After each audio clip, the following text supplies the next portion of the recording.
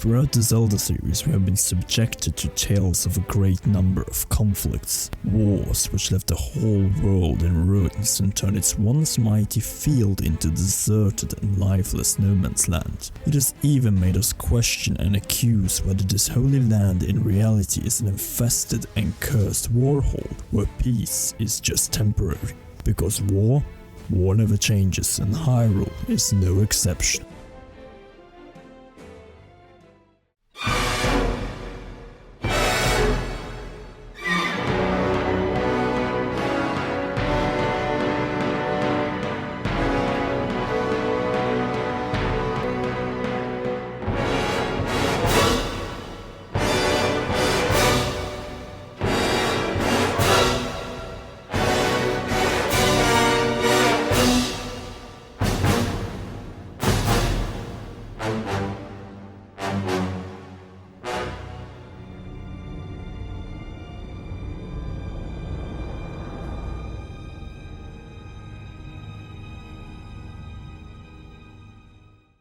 The first conflict in the timeline brings us all the way back to the creation of the world. After completing their labors of bringing life, law, and order to the world, the three golden goddesses departed for the heavens, bestowing the Triforce in the hands of the remaining goddess Hylia. For centuries, the world was in harmony with the ancient Gorons, Perella, Kikwi, Magma, and the chosen human and Sheikah tribes, upholding the laws of the surface. The humans soon settled down in the lush green Lanayru province, where they constructed a settlement and the first Temple of Time. Over time, they discovered the powerful ore known as the Timeshift Stone, and with the help of the dragon spirit Lanayru, they constructed robots, which they utilized to mine after this precious energy source. Unfortunately, as noted in Skyward Sword, this extensive mining activity would soon lead to the once thriving province of Lanayru into a state of decay due to the increasing levels of pollution. Greed, after unearthing the Timeshift Stones, slowly contributed to the outbreak of the ancient war/battle. But the decisive cause was a massive earthquake unleashed by the miners, which caused the earth to crack wide. This event allowed the demon hordes trapped in the fissure to rush forth and launch an attack against the people of the surface. The ancient war had broke out. The invasion of the surface world caught all the tribes by surprise and turned up the scale and the unmatched level of ferocity. The demon forces murdered anyone who stood in their way without hesitation, and their leader, Demise, destroyed all human settlements in Lanayru on his way to claim the Triforce. The demon hordes were about to wipe out the entire civilization, when Her Grace Goddess Hylia decided to intervene. She gathered all remaining humans on a crop of land outside of her temple, and sent the survivors along the Triforce and the goddess statue Skyward. The remaining surface tribes, with the Sheikah at the front, united their forces to protect the goddess and braced for a decisive confrontation on life and death against Demise. A long and fierce battle ensued, causing devastating losses to both sides. At some point, Demise managed to break through the collision defenses and inflict grave injuries upon Her Grace Goddess Hylia. Fortunately, this was just a temporary setback as the tide of the battle turned, and ultimately, the collision under the command of the goddess managed to defeat the demon hordes. The goddess and the remaining surface tribes had achieved a Pyrrhic victory as the objectives of defeating the demon hordes and sealing away Demise were fulfilled. But it came at a price, which turned the victory into ashes. Since the war had brought the downfall of the first human civilization, the exile of humanity to Skyloft, the close to extinction of the Goron and Magma tribes, and forced Goddess Hylia to give up her immortality, an act which subsequently caused her passing as a result of the grave injuries. The ancient battle left the Sheikah as the only caretakers of the surface for several decades, although the humans returned after the second and third defeat of Demise and the passing of the first Sheikah master, Impa. In his final breath, Demise cast a notorious curse of rebirth on the bloodline of the descendants of the goddess and the hero, which would tranquil the land of Hyrule for thousands of years and lead to the outbreak of multiple wars. With the destruction of Demise, the humans led by the Hero of the Sky and Zelda claimed the complete Triforce. Years passed as the surface was renamed to Hyrule, and the humans became known as Hylians. But peace was just temporary, as the Triforce was about to lead the entire world into a new wave of chaos because of greedy individuals who sought to abuse its powers for their own interests. Hyrule Historia, page 77, references that the Triforce incited vicious battles, and from the description given, only one war would fit: the Interloper War. This war, just like the battles in the Era of Chaos, was fought after many years of peace over the control of the Triforce and took place in ancient times. One thing worth pointing out in this context is that throughout the Palace of Twilight in the Twilight era, you can find several symbols heavily resembling the Sheikah tearing eye. This might allude at a section of the Sheikah becoming the Twilight at some point during the Era of Chaos, as the interlopers were banished in the ancient times. In other words, the Triforce was the contributing factor to the outbreak of the Interloper War, but the decisive cause, as referenced by the Light Spirit Lanayru in the Twilight era, was obviously the Sheikah defectors or interlopers who betrayed their tribe and utilized dark magic, diffuse shadow, to obtain control over the holy relic. The reason behind the split is rather obvious, as far from all members of the Sheikah tribe were most likely fond of the idea of the humans returning to the surface with the almighty Triforce in their grip. After careful planning and considerations, the Sheikah defectors launched a surprise invasion on the sealed grounds. A great battle ensued, which led to the destruction of the sealed temple. The Hylians and the other tribes fought desperately over the control of the sacred realm, but in the end, none of them stood any chance when the interlopers unleashed a fused shadow and sealed the Triforce away. The Golden Goddesses had no other choice but to intervene. They dispatched the Light Spirits, Pharaon, Eldin, and Lanayru to seal away the fused shadow, and alongside the Hylians, utilized the Mirror of Twilight to banish the offenders to the Twilight Realm so that they could not return to the Realm of Light. Over many generations, the banished interlopers transformed into the tribe we know as Twilight. The Interloper War had brought the Hylians and the Divine Forces a decisive victory over the Sheikah defectors. Soon after, the descendants of the Incarnated Goddess realized that in order to prevent future conflicts, hiding away the Triforce became essential. Hyrule Historia, page 77, references that Rauru, the Sage of Light, was ordered to construct the Temple of Time on the ruins of the Sealed Temple in order to place the Triforce in the isolated Temple of Light and seal it away into the Sacred Realm. Another possible aftermath of the Interloper War was the establishment of the Kingdom of Hyrule by King Gustaf I, one of the reincarnated goddess descendants. He made the earnest decision to build his castle in the center of Hyrule in order to make sure that the location and, most importantly, the existence of the Triforce remained a secret to everyone. A long continuous era of prosperity followed, which finally came to a rapid end as the kingdom once again was engulfed into darkness by evil creatures. The War of the Bound Chest had broken out. To this day it is unknown what were the contributing causes of the war, as the world was under a state of peace and stability, but the decisive cause was by no doubt the invasion of the army of evil creatures. Nonetheless, this does not make the conflict any less influential. Quite contrary, it actually sets the stage for the Force era, the by far longest section of the unified timeline. The evil creatures descended upon in swarms, driving the world into shadows, and brought the prosperous but still young kingdom to its knees. Hyrule was on the verge of collapse when the tiny Picori descended from the sky and bestowed the Chosen One, the hero of men, the Picori Blade, and the Golden Light Force. With wisdom and courage, the hero managed to repel back the dark forces, efficiently sealing them away in the Bound Chest with the Picori Blade serving as a key and put an end to the destructive war, bringing peace to Hyrule. Light was once again shining on the land of Hyrule, and to commemorate the act of salvation, the royal family established the annual Picori Festival, with a sword tournament as its highlight. Furthermore, to protect the Picori from any threats, they kept the existence of the Minish Realm hidden, but in reality, everyone knew that the seal set by the hero of men was just temporary, as the Bound Chest was a Pandora's box of wrath waiting to be unleashed by a dishonest soul. Countless of monarchs followed as the Kingdom of Hyrule flourished during the Force era. This state of stability prevailed as the location of the Triforce remained a well-kept secret. Remarkably, despite the tribes becoming more and more isolationist during this era, the land remained in peace until one of the kings set aim on expanding his territory and unify the sovereign states under one banner and monarch. The selfish desire was not in accordance with the nature of the isolationist tribes, which would contribute to the outbreak of a Hyrulean civil war. The question on unification would outline two new alliances, those in favor of unification and those who sought to maintain their sovereignty.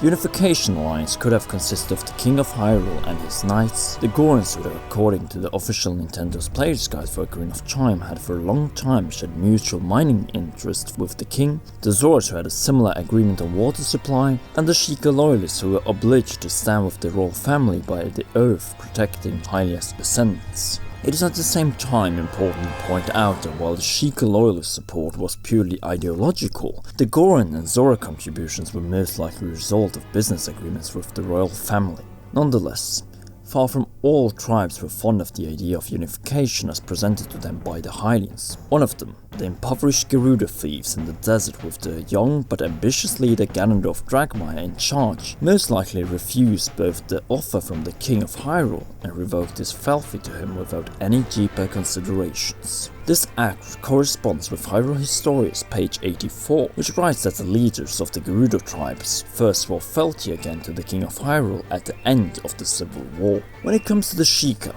the case is a little bit more complicated, as we have three tangible sources implying how they were involved: Professor Shikashi, Sheik, and the Nintendo's official Player's Guide for Ocarina of Time. Let us begin with Professor Shikashi, who references the Sheikah tribe prior to the Ganondorf's coup d'etat. This is followed up with another quote in the adult timeline after the professor fled from Castle Town to Kakariko. A long time ago, there was a man in this very village who had an eye they said could see the truth. His house stood where the well is now. Notice one interesting detail. The professor remarks that the Sheikah and the mysterious man who could see the truth had not been seen for, quote, a long time. But what will a long time be in this case? A notion that could explain the time frame we are talking about, and even when the Civil War ended can be found in Nintendo's official Player's Guide for Ocarina of Time, page 40, which states the following. The people of the village claimed that Impa had come to Kakariko long ago and thrown out the Gerudos. If we take into consideration the Player's Guide page 25 and Shigeru Miyamoto's statement on Child Link's age, then we can infer that the Hero of Time is around 9 to 10 years old. From Ocarina of Time, we know that the Hero of Time was born an orphan during the Civil War, and that Impa was born and raised in Kakariko long before this event. Then the line from the Player's Guide must allude to Impa throwing out the Gerudo in the decisive phase of the war, an act which must have taken place in the final phase of the war, shortly after the birth of the Hero of Time. In other words, sometime between 7 to 6 years prior to the events of Ocarina of Time, as Professor Shikashi references that the Sheikah's quote-unquote disappearance took place in conjunction with a long peace subsequent to the Civil War. In summary, the Gerudo troops were stationed in Kakariko during the Civil War. But why were they present in the village to begin with? And what is the identity of the mysterious man that Professor Shikashi references to had his house where the well is found in the era of the Hero of Time? Well, the identity of the man might have been uncovered when Sheik said the following to the Hero of Time. Link, a terrible thing has happened. The evil shadow spirit has been released. Impa, the leader of Kakariko village, had sealed the evil shadow spirit in the bottom of the well, but the force of the evil spirit got so strong, the seal of the well broke and it escaped into the world. I believe Impa has gone to the Shadow Temple to seal it again. An evil shadow spirit, sealed in the well where the house of the man who could see the truth once stood? Would this imply that the evil spirit Bongo Bongo in the Shadow Temple and the mysterious man in question is one and the same being? Let us take a little closer look.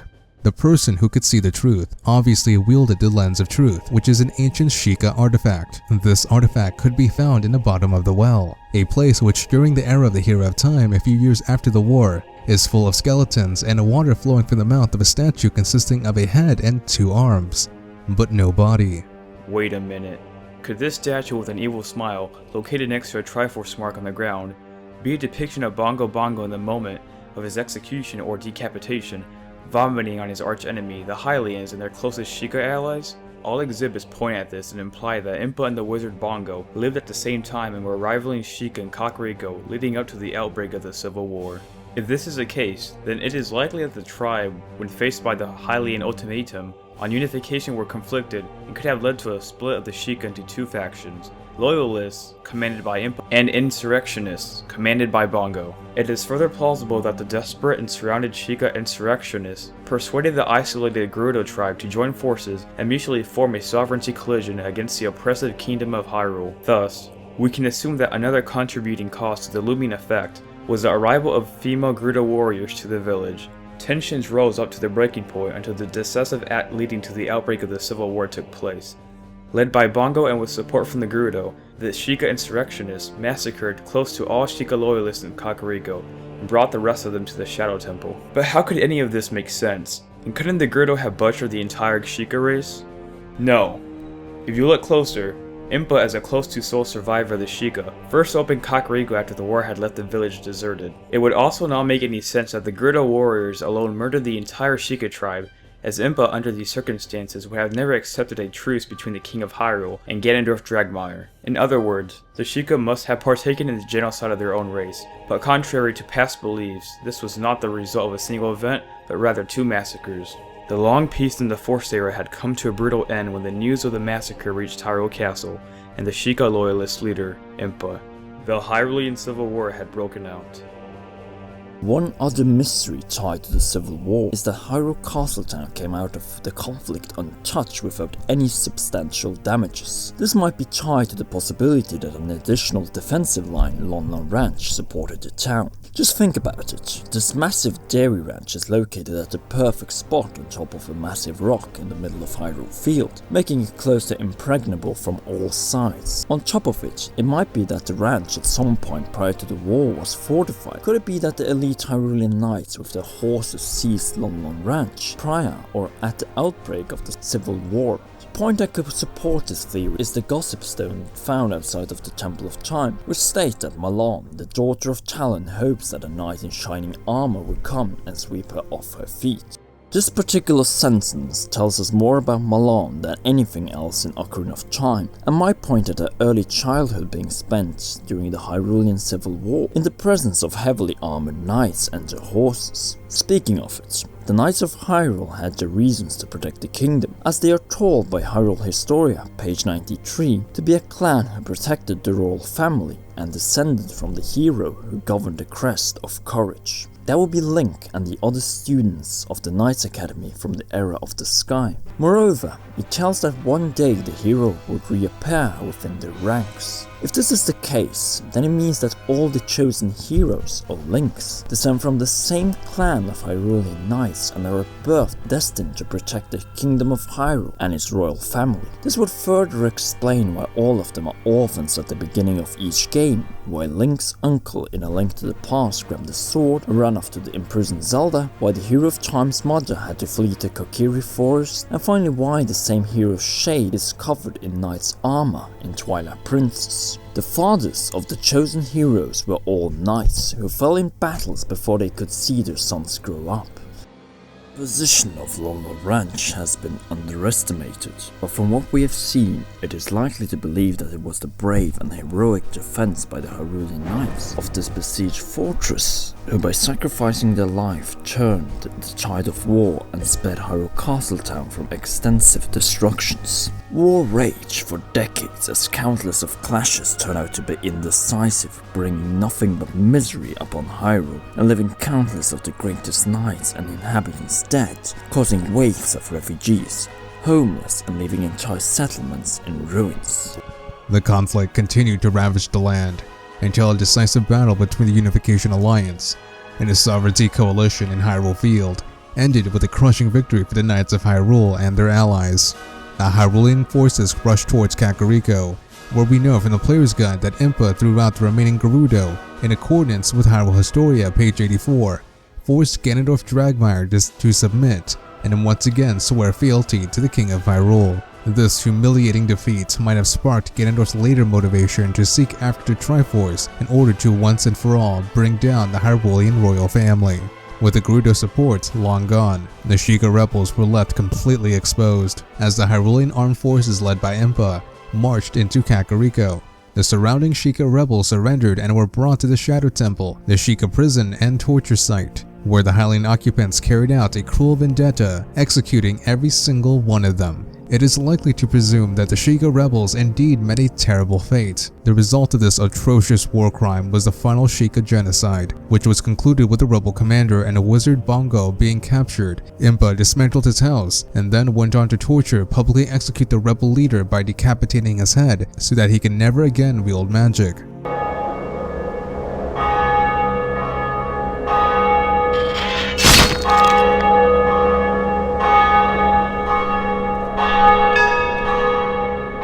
As an act of precaution, Impa sealed Bongo's evil spirit in the bottom of the well. Important traces supporting this chain of events are the previously referenced head and arm statue fountain in the bottom of the well. He naturally, upon breaking the seal in the adult timeline, rushed to his fallen Sheikah comrades in the Shadow Temple and dealt with Impa appropriately. When the dust of war had fallen, Impa marked the Shadow Temple with a warning summing up the war. Shadow Temple. Here is gathered Hyrule's history of greed and hatred. The Hyrulean Civil War ended in bloodshed. Among the most crucial changes were the unification of the remaining sovereign tribal states under the Hyrulean crown, the close to total extinction of the Sheikah tribe, the sealing of Bongo, the opening of Kakariko village for the less affluent Hylians by Impa, the incorporation of the village into the Kingdom of Hyrule, and its reconstruction and Ganondorf's submission to the King of Hyrule, marking the beginnings of his plot to locate the hidden Triforce.